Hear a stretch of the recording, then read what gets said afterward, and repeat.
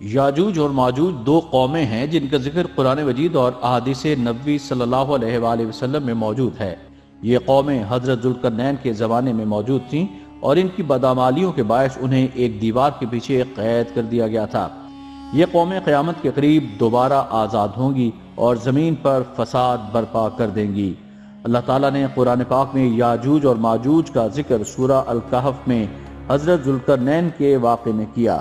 سورہ الکہف کی آیات نمبر 93 اور 94 کا ترجمہ ہے، یہاں تک کہ وہ دو پہاڑوں کے درمیان پہنچا تو اس نے ان کے پاس ایک قوم کو پایا جو مشکل سے بات سمجھتے تھے۔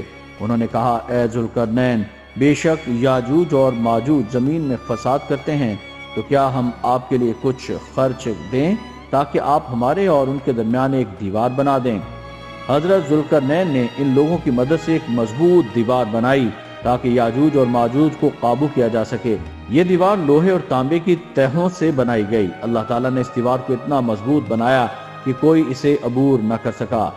سورہ الکہف کی آیت نمبر 97 کا ترجمہ ہے، پھر وہ نہ تو اس پر چڑھ سکے اور نہ ہی اس میں سوراخ کر سکے۔ یاجوج اور ماجوج کا ذکر احادیث میں موجود ہے۔ احادیث مبارکہ میں یاجوج اور ماجوج کے بارے میں کئی تفصیلات بیان کی گئی ہیں۔ یاجوج اور ماجوج کی رہائی کے بارے میں نبی کریم صلی اللہ علیہ وآلہ وسلم نے فرمایا کہ یاجوج اور ماجوج قیامت کے قریب دیوار کو کھود کر باہر نکلیں گے اور زمین پر تباہی مچائیں گے۔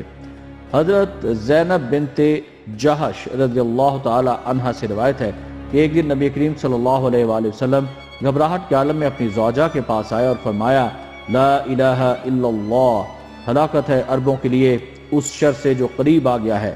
آج یاجوج اور ماجوج کی دیوار میں اتنا سوراخ ہو گیا ہے۔ صحیح بخاری حدیث 3346 اور صحیح مسلم کی حدیث 2880 میں اس کا حوالہ موجود ہے۔ ایک حدیث کے مطابق یاجوج اور ماجوج کی تعداد بہت زیادہ ہوگی۔ نبی اکرم صلی اللہ علیہ وآلہ وسلم نے فرمایا، قیامت کے دن اللہ تعالیٰ فرمائے گا، اے آدم، اپنی اولاد کو جہنم میں بھیج۔ وہ پوچھیں گے، کتنے؟ اللہ فرمائے گا، ہر 1000 میں سے 999 جہنم میں جائیں گے۔ صحابہ نے یہ سن کر کہا، اے اللہ کے رسول صلی اللہ علیہ وآلہ وسلم، پھر کون بچے گا؟ تو آپ صلی اللہ علیہ وآلہ وسلم نے فرمایا، خوش ہو جاؤ، کیونکہ یاجوج اور ماجوج میں سے 999 اور تم میں سے ایک ہوگا۔ صحیح بخاری کی حدیث 3348 اور صحیح مسلم میں 222۔ یاجوج اور ماجوج کی خصوصیات کیا ہوں گی؟ جسمانی ساخت کیا ہوگی؟ احادیث میں ان کی جسمانی ساخت کے بارے میں زیادہ تفصیلات موجود نہیں ہیں، لیکن کہا جاتا ہے کہ وہ بہت طاقتور اور درندہ صفت ہوں گے۔ فساد، قرآن اور حدیث کے مطابق یاجوج اور ماجوج کی سب سے نمایاں خصوصیت ان کا زمین پر فساد مچانا ہے۔ وہ ہر طرف تباہی اور بربادی کریں گے، قدرتی وسائل کا استعمال کریں گے۔ احادیث کے مطابق وہ زمین کی تمام پانی اور خوراک کو کھا جائیں گے اور پی جائیں گے۔ یاجوج اور ماجوج کی رہائی کا وقت کب ہوگا؟ قیامت سے پہلے ایک وقت آئے گا جب یاجوج اور ماجوج دیوار کو توڑ دیں گے اور زمین پر نکل آئیں گے۔ وہ ہر طرف تباہی اور فساد مچائیں گے، یہاں تک کہ کوئی ان کے مقابلے میں نہیں ٹھہر سکے گا۔ رسول اللہ صلی اللہ علیہ وآلہ وسلم نے فرمایا، یاجوج اور ماجوج ہر پہاڑ سے نیچے اتریں گے اور ان کے پہلے گروہ بحیرہ تبریہ کا سارا پانی پی جائیں گے۔ جب ان کا آخری گروہ وہاں سے گزرے گا تو کہے گا، یہاں کبھی پانی تھا۔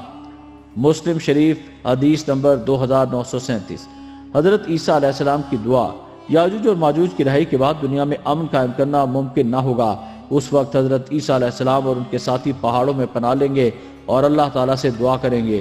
اللہ یاجوج اور ماجوج کے خلاف ایک خاص عذاب بھیجے گا جس سے تمام ہلاک ہو جائیں گے۔ رسول اللہ صلی اللہ علیہ وآلہ وسلم نے فرمایا، پھر اللہ تعالیٰ یاجوج اور ماجوج پر ایک کیڑا بھیجے گا جو ان کی گردنوں میں داخل ہوگا اور وہ سب ہلاک ہو جائیں گے۔ مسلم شریف کی حدیث نمبر 2937۔ یاجوج اور ماجوج کے خاتمے کے بعد اللہ تعالیٰ زمین کو پاک کرے گا۔ نبی کریم صلی اللہ علیہ وآلہ وسلم نے ارشاد فرمایا، پھر اللہ زمین پر بارش بھیجے گا جو ہر جگہ کو دھو ڈالے گی اور زمین خوشبو سے بھر جائے گی۔